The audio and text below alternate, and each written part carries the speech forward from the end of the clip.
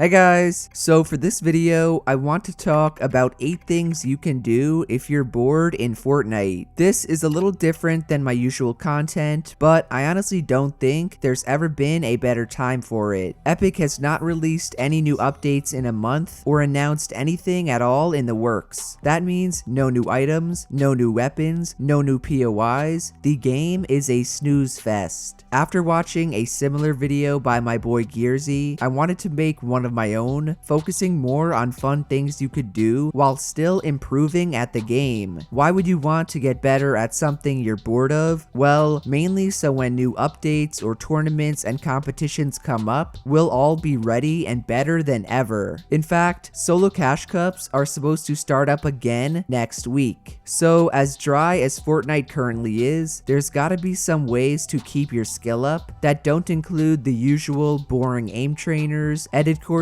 or free building. The first and probably the most overlooked thing you can do while you're bored is to take a break. I know that may sound stupid because it's not something you technically do in Fortnite, but trust me when I say taking a break is good for you. You'll not only come back hungrier than ever to grind and improve, but there's also a good chance you return as a better player than you were before. The reason behind that is time off allows you to clear your head, reset, and break any bad habits you were making before. Sure, right away your mechanics will be rusty and you might forget some things. Just realize though, that's how you let go of bad habits and establish good ones. To prove my point, Booga just went on a long break, so did LG Kuna, Mongrel, Savage, and many other pros. So whether it's a day or even a week or two, one of the easiest and most effective ways to improve while you're bored of Fortnite is to straight up not even play it. Moving on, another thing you can do to shake the game up is to switch inputs. By this, I mean keyboard and mouse players should try to learn controller, and controller players should try to learn keyboard and mouse. Now, at face value, that's counterintuitive since you won't directly be getting better at the device you mainly play on. The thing is, indirectly, you and your game knowledge will. You'll learn all the strengths and weaknesses of controller players,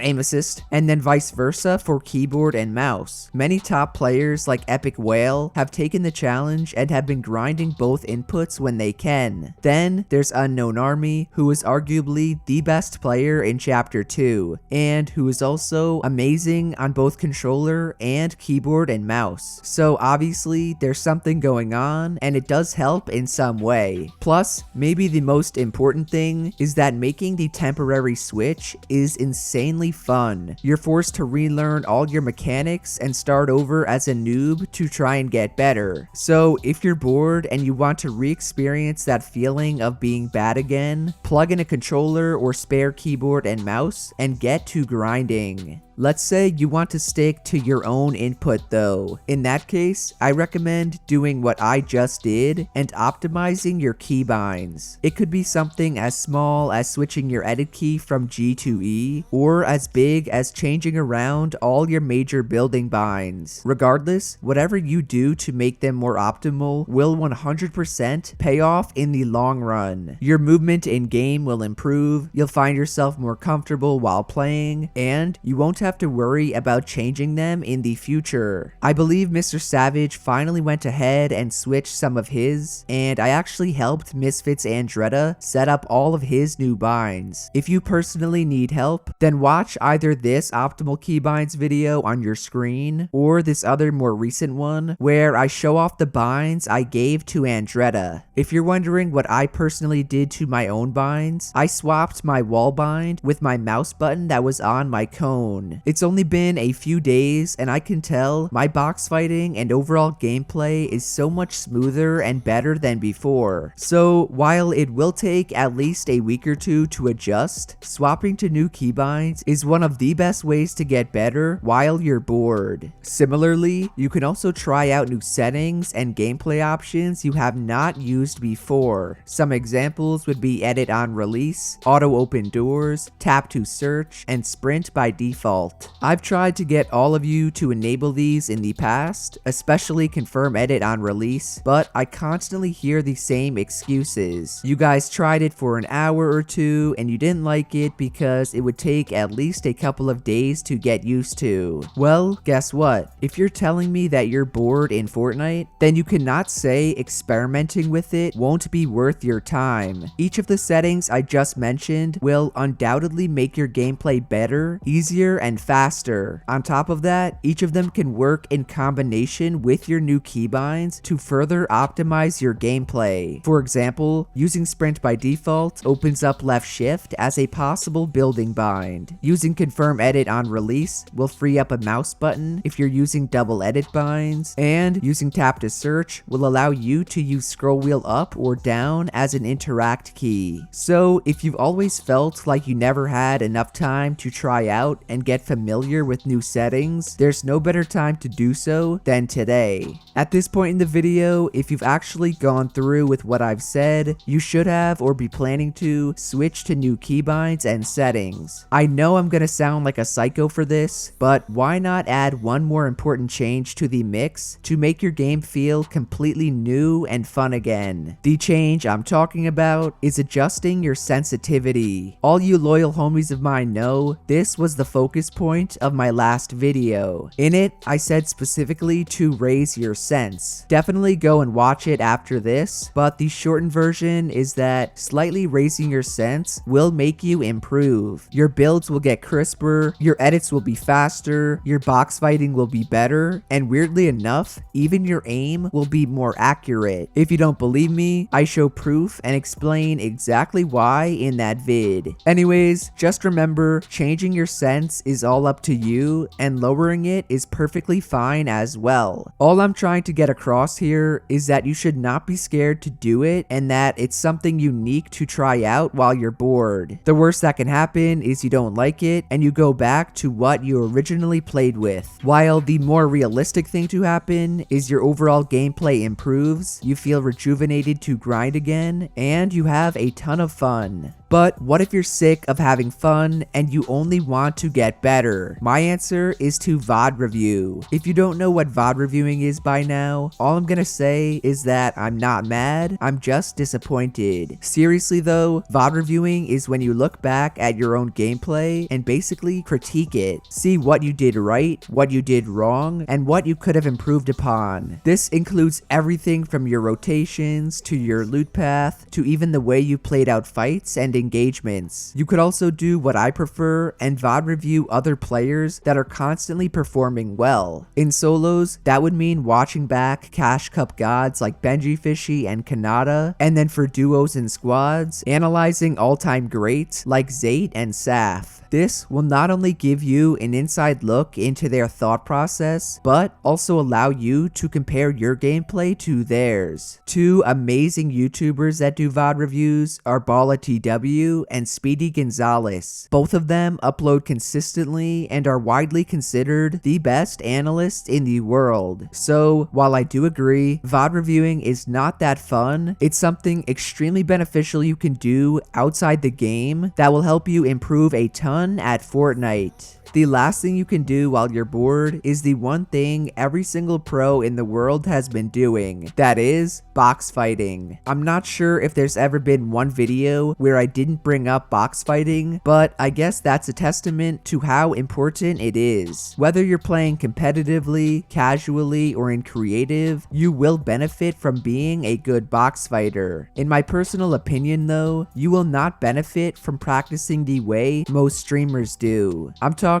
about the 5x5x2 maps that have no verticality, and you basically just sit there peanut butter peeking the entire time. Sure, these maps are good for honing in on your edits and close range aim, but that's not all box fighting is. People forget about the mind games, the strategic positioning and decision making that's lost when you're crammed into a small map. That's why the more realistic and better way to practice box fights is in a blank creative world.